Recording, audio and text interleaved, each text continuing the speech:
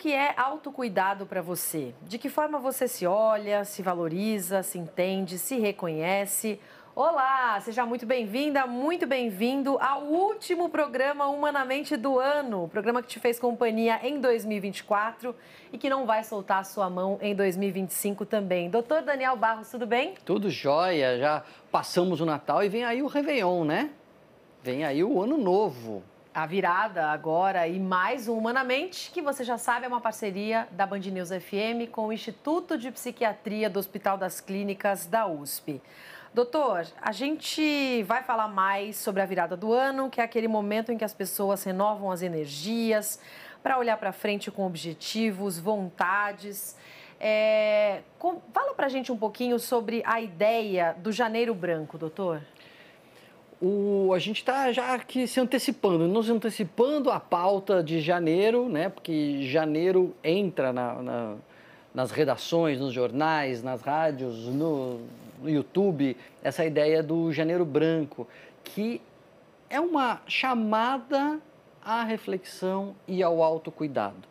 É igual tem o Outubro Rosa, tem o Novembro Azul, que fazem uma chamada ao autocuidado, a pensar na sua saúde, a tratar da sua saúde. O Janeiro Branco faz isso em termos da nossa saúde mental, né? Como nós estamos cuidando da nossa saúde mental, o quanto nós estamos nos autoexaminando, né? Tem algumas propostas do Janeiro Seco, pessoas que não bebem, né? Que falam assim, bom, acho que já bebi muito no Natal, provavelmente, né? No Réveillon, então em janeiro vou tirar o pé, e aí percebe que consegue ficar sem beber, aliás, se perceber que não consegue ficar sem beber, isso já é um autoexame, né? Fala, puxa, eu tentei e não consegui, sinal de problema. Então, é a ideia mesmo de a gente usar esse mês que é um pouco mais devagar, um pouco menos acelerado.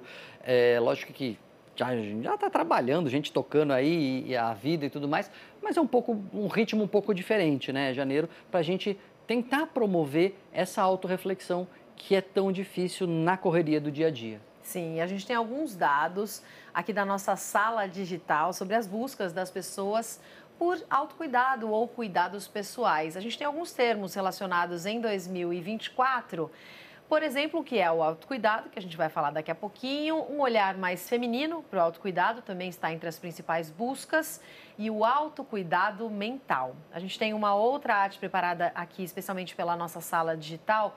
Para quem está acompanhando o programa pelas imagens no YouTube, é impressionante, né, doutor? O aumento do interesse por cuidados pessoais batendo recorde em 2024, aumentou demais. Se a gente pega o gráfico desde 2004, aumentou mais do que 3 vezes, só para a gente ter uma ideia, mais do que triplicou. E a gente tem mais uma arte aqui da nossa sala digital, ainda sobre esse assunto, os termos mais buscados em ascensão neste ano, em 2024, na comparação lá com 2019, autocuidado feminino aí bombou. É o mais buscado, o maior aumento que a gente registra, mas também o autocuidado mental e o autocuidado emocional. Aumentou mais de 1000% o autocuidado emocional, segundo aqui o nosso levantamento, né, Rô? Se a gente comparar 2019 com 2024, nesses 5 anos, autocuidado emocional aumentou mais de 1000%, autocuidado mental 845%. E o feminino mais de 2.000%. Mais de 2.500%. Quando a gente compara com o gráfico anterior, que mostrava um aumento de cuidados pessoais, a gente pode até pensar, mas cuidado pessoal envolve muita coisa, né? Isso. Pode ser cuidado com a pele, cuidado com a beleza, pode ser skincare, pode ser um monte de coisa. Mas quando a gente vê que nos últimos anos autocuidado, autoconhecimento, cuidados emocionais aumentaram tanto, assim, 1000%, 800%, a gente vê que as pessoas realmente estão buscando mais esse assunto. Mas em tempos de redes sociais, de muitas publicações, de uma quantidade enorme de informações, doutor, o conceito de autocuidado, ele anda um pouco perdido ou existe uma confusão? E aí, principalmente pensando no que é autocuidado mental. Olha, eu acho que esse é talvez um elemento positivo das redes sociais, da internet, porque eu acho que não tem autocuidado certo, sabe, Rô? Cuidado, eu gosto de falar isso em palestra, quando eu vou em empresa, eu gosto de citar. Cuidado, originalmente a palavra cuidar significa prestar atenção. Então, você está andando na estrada, você vê cuidado, né? Não é para você cuidar, é para você prestar atenção. Quando você deixa a Clarinha com alguém assim, ó, toma cuidado aqui da Clarinha um pouquinho, né, minha filhinha. O que é tomar cuidado? Você não está pedindo para a pessoa amamentar ela, ou, né, você está pedindo, presta atenção na minha filha que eu vou sair um pouquinho. Então, o autocuidado é prestar atenção em si mesmo. E eu acho que isso vai ser bom de qualquer jeito. Ok, talvez tenha alguns conceitos distorcidos sobre, sei lá, o que é déficit de atenção, o que é TDAH, ou o que é autismo, ou o que é depressão. Talvez tenham conceitos distorcidos que possam levar a pessoa para um caminho diagnóstico que nem seja verdadeiro. Mas o fato de nós estarmos estimulando as pessoas a pararem e prestar atenção em si mesma, o autocuidado, eu acho que isso é positivo. O autocuidado emocional ou o autocuidado mental. Estou parando e prestando atenção em como andam as minhas emoções, em como eu tenho sentido, enquanto eu tenho sentido de tristeza, quanto eu tenho sentido de alegria, quanto eu tenho sentido de raiva, como está meu raciocínio, como que está o meu humor. Eu acho que isso é positivo e esse é o objetivo, né? A gente fala muito, a Rô puxa bastante aqui no Humanamente a coisa do autoconhecimento, porque parte daí, parte de você parar e olhar, prestar atenção. Para isso, você não pode estar na correria. Se você está na correria, você não presta atenção. Tenta ler um livro correndo, né? Ou tenta passar no museu de obra de arte de patins. Você não presta atenção em nada, né? Então, você não tem o cuidado. O cuidado requer desacelerar. Por isso que eu acho que janeiro é um mês bom para a gente fazer essa campanha mesmo. Mas esse olhar mais atento, mais presente, doutor, ele exige treinamento? E aí, nesse sentido, a terapia seria um dos principais caminhos para o autocuidado ou não só? Parar e prestar atenção não precisa tanto de treinamento. O treinamento, o conhecimento vai fazer diferença no que você está vendo quando você presta atenção. Uma vez tinha um teólogo, assim, ele era estrangeiro, mas ele fez a carreira no Brasil, muito conhecido, chamado Russell Shedd, e ele falou uma vez uma coisa interessante. Quando eu me examino, né, ele teve um câncer de pele, ele falava assim, eu olhava no espelho, eu via aquela mancha, eu não sabia o que era. Então eu estava me examinando, mas eu precisava de alguém para dizer o que era aquilo que eu estava vendo. Não tinha o conhecimento. Então é um pouco, essa é a outra parte que é importante nas campanhas do Janeiro Branco, é a gente divulgar e promover o conhecimento do que é a saúde mental, do que é a depressão, do que é o TDAH, de quais são os sinais de alerta para um transtorno mental de forma geral. Existem sinais de alerta que se aplicam para qualquer transtorno mental. Para que a pessoa, ao ter esse autocuidado, ao parar e olhar e ver alguma coisa, ela fala assim, tá bom, isso que eu estou vendo é um sinal de alerta ou não é um sinal de alerta? Lógico que a terapia é fundamental para isso. A terapia pode ser muito importante para algumas pessoas neste caminho. Mas tem coisas que a gente pode ensinar as pessoas a olharem e reconhecerem e ter sentido, né? A gente até costuma citar aqui um meme que é bem presente na internet. Não é terapia, mas é corrida. Não é terapia, mas... do que funciona para cada um conseguir ter esse olhar mais focado e mais consciente sobre comportamentos e sobre bem-estar. A própria campanha do Janeiro Branco, né, do Instituto Janeiro Branco, trabalha para ampliar essa consciência e tentar gerar, nas palavras deles, um despertar e um educar para o desenvolvimento de relações mais saudáveis, relações humanas mais saudáveis. Como seriam essas relações na busca por mais saúde mental, hein, doutor? São relações que, de alguma forma, nos façam bem e não nos façam mal, né? E fazer bem no sentido de nos ajudar no nosso desenvolvimento, no nosso crescimento, não que sejam sempre agradáveis. Aliás, as relações profundas sempre passam por momentos desagradáveis, porque são pessoas diferentes, são pessoas, né, que têm necessariamente opiniões, às vezes até conflitantes, mas que naquela interação as pessoas crescem, as pessoas se desenvolvem.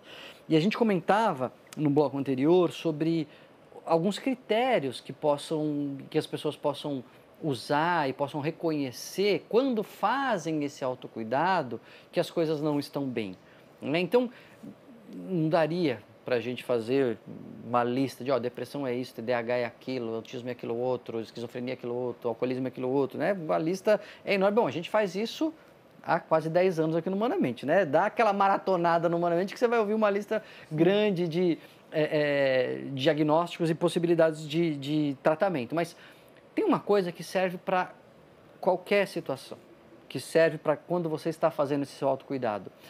É tentar perceber se alguma situação, seja uma emoção, um comportamento, um relacionamento, tem se mostrado uma fonte de sofrimento, tem se mostrado contínuo, uma coisa que é constante, não é só de vez em quando, e tem se mostrado fora do seu controle.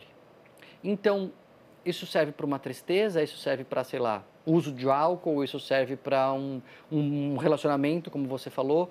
Esta situação, ela tem me trazido sofrimento, tem me causado sofrimento, tem prejudicado a minha vida.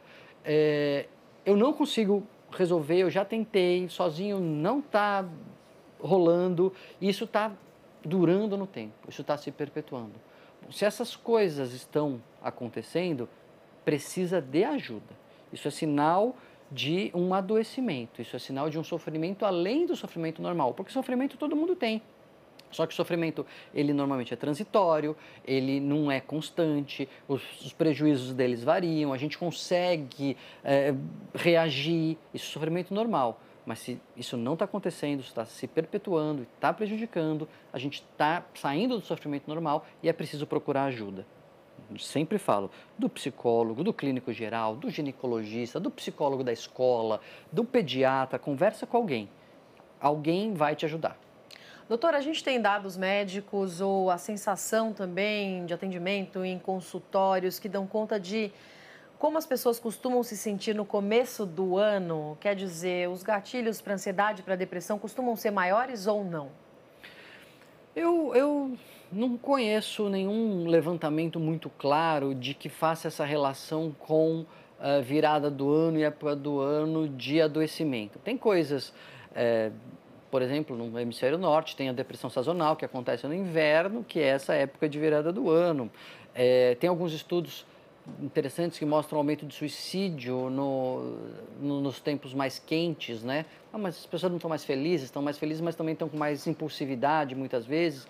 Então tem essas coisas meio ligadas ao clima, mas não tanto, e no consultório não percebo tanto também uma relação com esse ciclo, né? Embora a gente até tenha feito um programa sobre dezembrite, tenha uma ansiedade própria desse período, de forma geral, janeiro é visto como um momento de possibilidades, de oportunidades, começo de ano. Sempre tem essa coisa de, bom, vamos ver o que a gente consegue fazer, essa coisa de ter chance, né? E o autocuidado, esse olhar para si mesmo, ele vem casar com isso, né? Com o momento de a gente parar e falar, tá bom, o que deu certo, o que deu errado, onde dá pra gente ajustar, para onde dá pra gente ir. Ou a sensação, pelo menos, de que sobrevivemos a dezembro, né? Janeiro chegou e já viramos. Disse Belchior, né? Como que é? Ano passado eu morri, mas esse ano eu não morro, né? Muito bom. Doutor Daniel, a gente falou bastante sobre o conceito de autocuidado nesse programa, mas agora eu queria voltar às metas. Muita gente termina o ano ou começa o ano que está entrando focado no que quer de fato realizar, seja ligado a metas pessoais ou profissionais, mas que tem uma relação muito direta com a saúde mental, porque essas metas costumam ser bem parecidas, né, doutor? Pois é, quando você faz o levantamento de metas de fim de ano, metas de ano novo, na verdade, né, as resoluções de ano novo, sempre está ali no topo da lista parar de fumar, que tem tudo a ver com saúde e com saúde mental. Alimentação melhor, perda de peso, muitas vezes tem uma questão estética por trás? Tem, mas sempre tem uma questão de saúde associada. Tem uma coisa muito forte nas metas de ano novo, que sempre aparece, que é tempo com a família, tempo de qualidade. E isso eu acho uma coisa assim, muito significativa, sabe? Porque a gente sabe que a gente está fazendo errado. A gente sabe que a gente está dando menos tempo. Essa é, aliás, a conversa assim, que tem em qualquer obra que você vai por essa linha que você vai ler, mas tem o livro best-seller, né, brasileiro, A Morte é um Dia que Vale a Pena Ser Vivido, da Ana Arantes. Lindo esse livro, E né? ela fala, né, uma médica que cuida, que, né, trata de cuidados paliativos e acompanha muitas pessoas. E ela diz assim, claramente, o que vários estudos dizem, as pessoas, no final da vida, ninguém se arrepende por ter ganhado menos dinheiro. Ninguém fala assim, olha para trás e fala, eu podia ter ganhado mais dinheiro. Eu podia ter feito um jornal a mais, eu podia ter dado um plantãozinho a mais. Ninguém se arrepende, eu podia ter subido mais na minha carreira. As pessoas que se arrependem por não terem dedicado o tempo suficiente aos seus amados, não ter ficado o suficiente com seus queridos, não terem priorizado seus relacionamentos. Então, eu acho que isso tem tudo a ver com saúde mental. Porque esse é o fator mais associado a bem-estar, felicidade, longevidade, é a qualidade dos nossos vínculos. Então, claro, parar de fumar, se você está querendo parar de fumar, a gente tem programa sobre tabagismo aqui, a gente vai voltar ao assunto em 2025, é uma meta excelente, eu só posso reforçar, é uma das coisas que mais traz impacto positivo para a saúde. Mas se eu tivesse que, assim, dar como prioridade uma sugestão para os ouvintes, eu estou sem meta, Daniel, estou procurando uma meta para chamar de minha, eu insistiria e colocaria em primeiro plano cuidar dos relacionamentos, cuidar dos vínculos e priorizar. Claro, você fala, putz, Daniel, mas é que eu pego 2 condições para ir para o trabalho, 2 condições para voltar, meu tempo realmente é escasso. Eu não tenho dúvida que a realidade do Brasil é muito heterogênea e você, às vezes, vai ter pouco tempo, mas o tempo que você tem não fica no celular.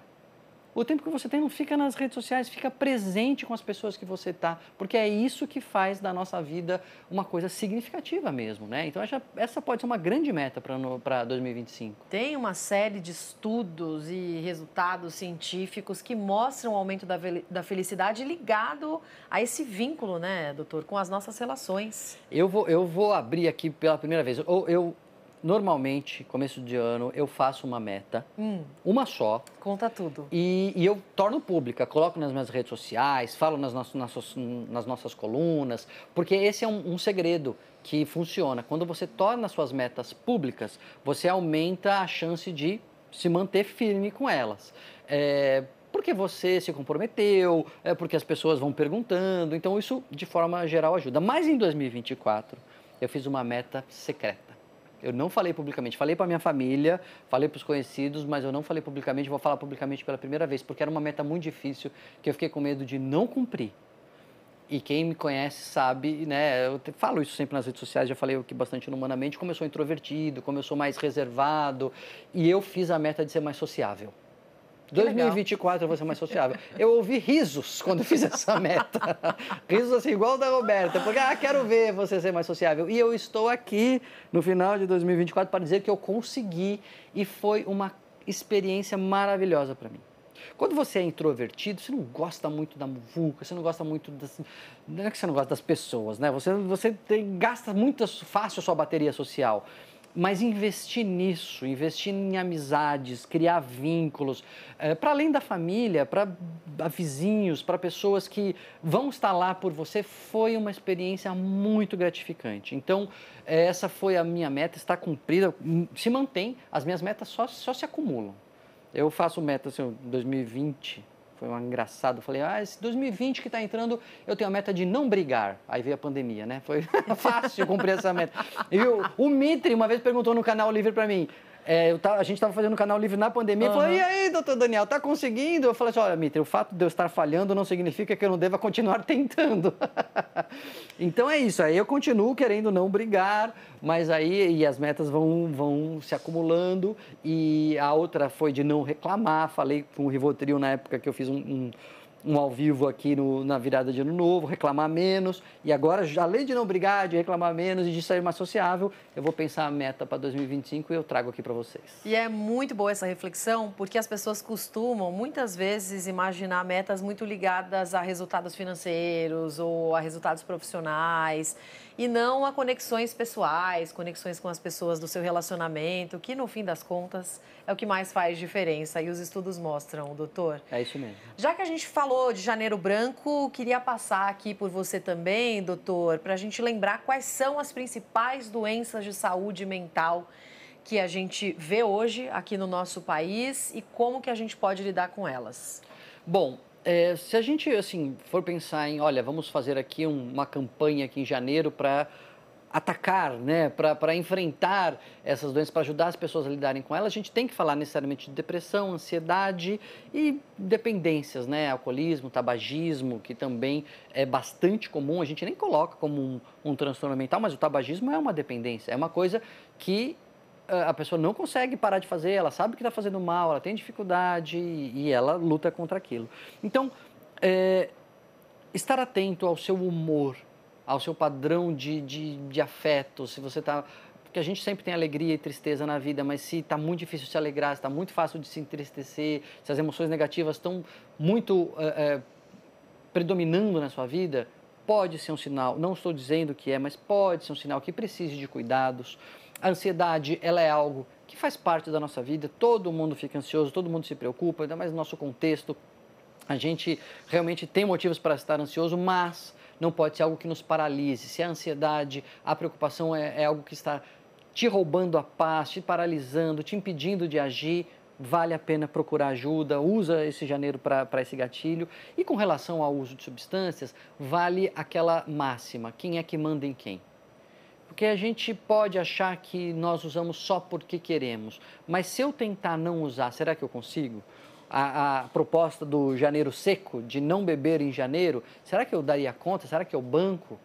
Será que eu incomodo as pessoas pelo tanto que eu estou usando a substância? Será que isso está sendo um fator de desconforto? Será que a minha saúde está sendo prejudicada e eu, apesar disso, não tenho conseguido parar? Então, essas reflexões valem a pena e são um pontapé inicial. A gente vai falar um monte de coisa ainda, vários problemas aí que a gente vai enfrentar ao longo de 2025, mas esses são pontapés iniciais que eu acho que vale a pena a gente ficar atento, porque eles afetam milhões e milhões de brasileiros. E falando em vale a pena, você citou um livro aqui ao longo do programa e toda vez que você cita livros, doutor, os ouvintes escrevem demais, falando, eu ouvi de passagem, queria saber qual é o livro, queria buscar mais informações. Então, só para a gente terminar o programa aqui com essa inspiração também, porque vale a pena, foi o livro A Morte é um Dia que Vale a Pena Viver, da doutora Ana Cláudia Quintana Arantes. Foi essa a citação, né, doutora? Exatamente, é isso aí.